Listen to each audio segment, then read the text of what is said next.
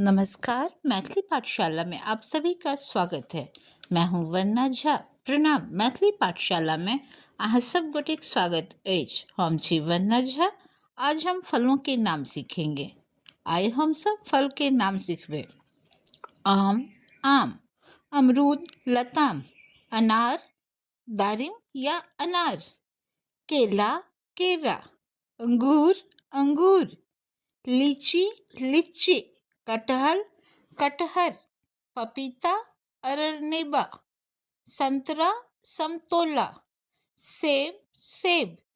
तरबूज, तरबूज। जामुन, जामुन। अंगूर, अंगूर। आज बस इतना ही, फिर अगले अध्याय में। आए बस इतने, फिर अगला अध्याय में। धन्यवाद, प्रणाम।